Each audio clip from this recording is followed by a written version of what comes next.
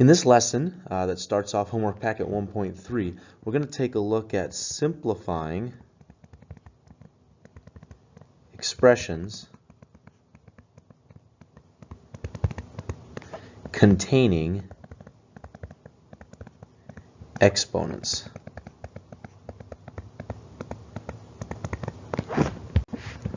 So what we have here is several properties of exponents and some examples to illustrate them. So let's go ahead and take a look at these one at a time to see what they're communicating. So the first property here essentially says that if you have two, what we're going to call base values, values that the exponents are connected to, if we have two base values that are the same, a, and we are multiplying them together, and they each have their own exponent on them, can we combine them? Yes, but what do we do with the exponents? We add the exponents together. So a to the m times a to the n is equal to a to the m plus n. An example of this is f to the fifth times f to the third. I have the same base value, so I can combine it into a single f. What do I do with the exponents? I add. 5 plus 3 is 8. The second property is very similar, but instead of the a and a being multiplied, it's the a and a being divided. And again, each of the a's, same base value again, have an exponent on them.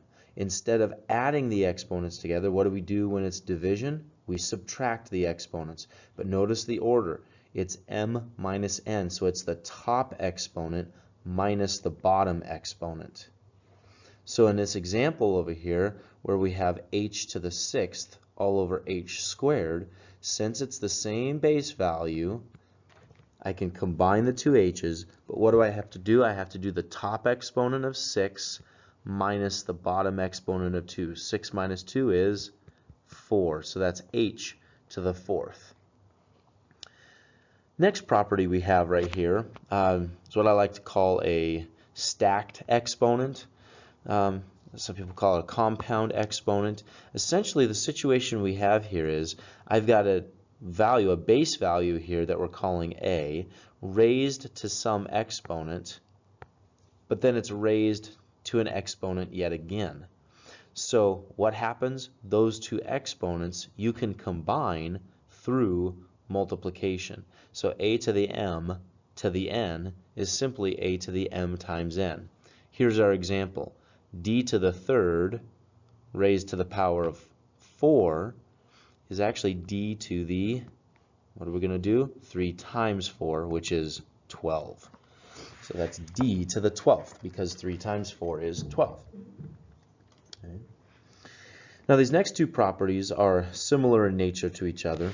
What they essentially communicate is if you have several pieces inside of a parenthesis, so in this case the AB are being multiplied together in the parenthesis, in this case the AB are being divided in the parentheses.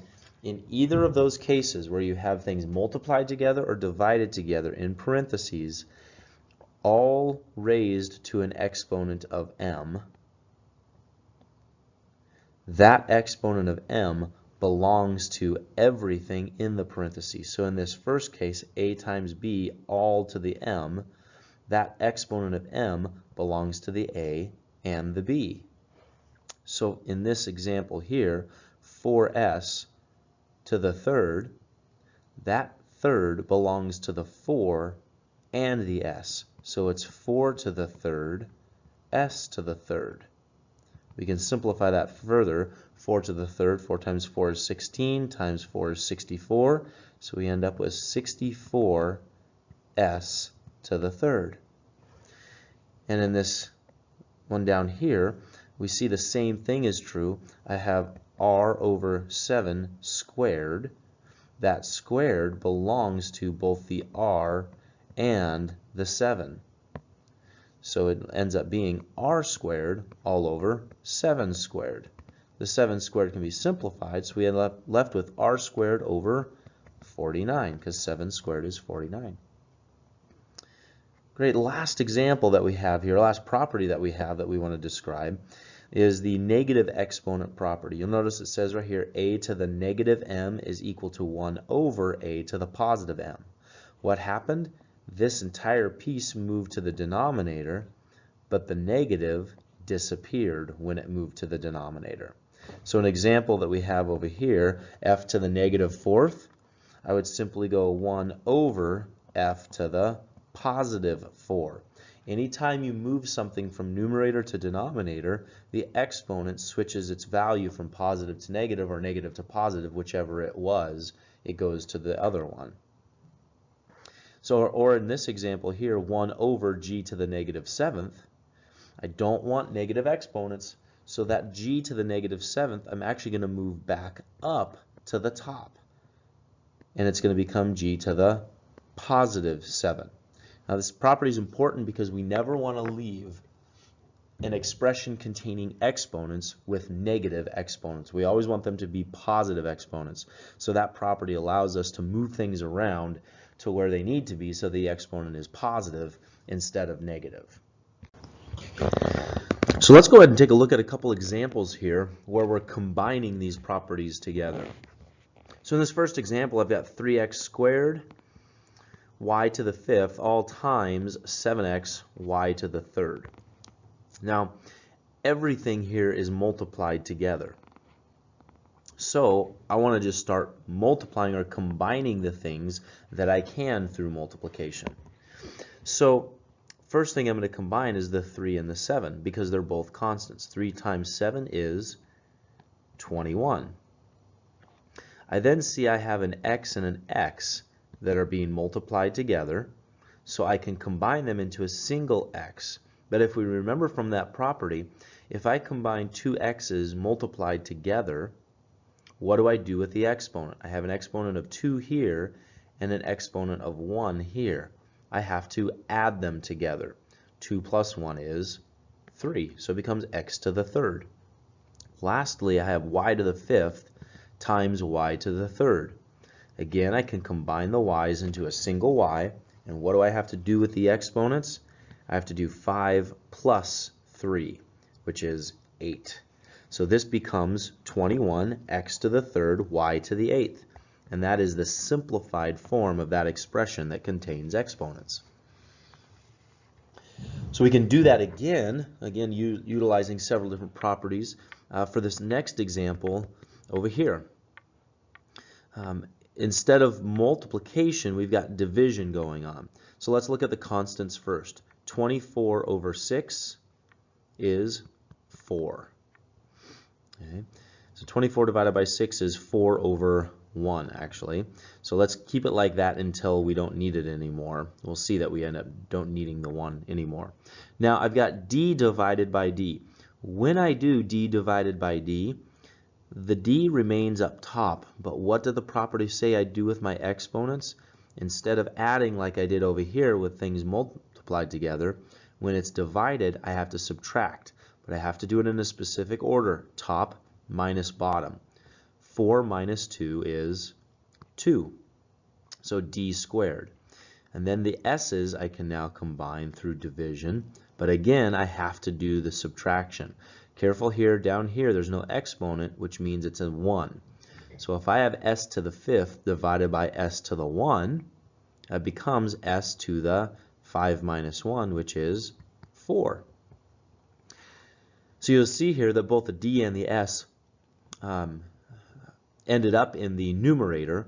There's nothing left in the denominator. So does this 1 right here matter? No, it really doesn't. So I'm left with 4d squared s to the 4th as the simplified expression. So we've got two more examples that we want to look at here. Taking a look at this first one here, you'll notice that we have a whole bunch of stuff inside parentheses, all raised to the power of -3. Now what I'm going to do, what I've found to be most helpful in a lot of situations, is I'm going to simplify everything inside of the parenthesis first. So I look at everything inside the parenthesis, and I see 2 over 6, which I know reduces to 1 over 3. So I took care of that. Now I see g to the fourth over g squared. Well, g divided by g can be combined into a single g, but what do I have to do with the exponents? Top minus bottom. 4 minus 2 is 2, so it ends up becoming g squared. And then the j's. I've got j to the sixth over j squared. Combine those, that becomes j to the 6 minus 2, which is 4. Okay. But all of this is still raised to the negative 3. I'm going to clean it up a little because I don't need the 1 right here. I'm going to write it as g squared j to the fourth all over 3. And this is raised to the power of negative 3. So everything inside is simplified now. The next thing to consider is this negative 3 exponent on the outside. Okay, the property that we looked at in that first slide said that this negative 3 exponent belongs to everything inside the parenthesis, assuming that everything in the parenthesis is connected through multiplication and division. Okay. So bringing that negative 3 into every piece, remember, if the piece that we're bringing it into already has an exponent, as in the case of this g squared, when I bring the negative 3 exponent into it, what do I have to do to those two? I have to multiply them together. So it becomes g to the negative sixth, j to the, well, it's got a 4 on it already. 4 times negative 3 is negative 12. All divided by, don't forget that the constant values get that exponent as well. So it's 3 to the negative third. So that's what it looks like now with that exponent brought into every term. Now, we're still not simplified because we never want to leave an expression with negative exponents.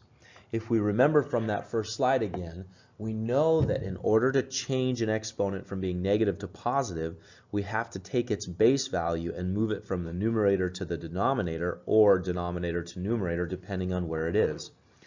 So for this g to the negative sixth to become a positive 6 exponent, I have to move the g to the denominator. So that becomes g to the positive 6, but now it's in the denominator. The same thing is going to happen with the j. It becomes j to the positive 12, but it's now in the denominator instead of the numerator. Lastly, the 3 to the negative third is in the denominator. To make the exponent positive, I'm going to move it to the numerator. Never try to evaluate an exponent that's negative. Move it to where it's positive before you evaluate it, because who knows what 3 to the negative third is. However, when I switch it to the numerator and it becomes 3 to the positive third, that's something I can deal with. So 3 to the third, that's 3 times 3 is 9, times 3 is 27. So I'm left with 27 g to the sixth, j to the 12th. And that is the simplified expression. Okay. Let's apply some of those same concepts now to our last example that we want to look at over here. Now the one major difference between these two examples is, in this first example, that negative 3 exponent belonged to everything because everything was in the parentheses. Here, I have a similar situation, but this squared only belongs to stuff in the numerator because the denominator is not included in the parentheses. So I'm going to bring that squared into each piece here. So that becomes 2 squared, x to the third squared, the 3 and the 2 multiply, so that's x to the sixth, h to the fourth squared. 4 times 2 is 8. And all of that is divided by 8x to the 8th, h. So x squared is 4, so that's 4x to the 6th, h to the 8th, all over 8x to the 8th, h. Okay, so now that we have that top piece dealt with, I can now finish this off by simplifying. So 4 over 8 becomes 1 over 2. 4 over 8 is 1/2. Now let's look at the x's. Okay? So x over x becomes x. And there's two different ways you can look at this. The property said that I have to do the top exponent minus the bottom exponent. So that is 6 minus 8. Careful here. 6 minus 8 is actually a negative number. So that becomes x to the negative 2. So we'll go with that method. I'll show you a quicker way to do it once we're done. And then I look at my h's. H over h becomes h, but raised to what power? Top exponent of 8 minus the bottom exponent of 1. So 8 minus 1 is 7. Okay. Now the 1 up in the top doesn't matter because I have other pieces there, so it's x to the negative 2, h to the 7th all over 2. Now we really don't like negative exponents. So what I need to do is I need to take that x that has the negative exponent on it and move it into the denominator. So this becomes h to the 7th all over 2x squared. So the other way that we could have, so this is the simplified expression, the other way we could have thought about it from this point right here is that 4 over 8 is the 1 over 2. The x over x, if I have 6 multiples up here and 8 multiples down here, and if I cancel things out, all 6 are going to cancel out up here, but only 6 of the 8 will cancel out down here, which means I have 2 left in the denominator. So I could have just written it as x squared already in the denominator. And then here with the h's, I know I've got 8 multiples up here and 1 down here, so I'm left with h to the 7th up top. So that's another way to think about it to get to the final result, maybe a little bit quicker. So those are your examples of how to simplify expressions involving exponents.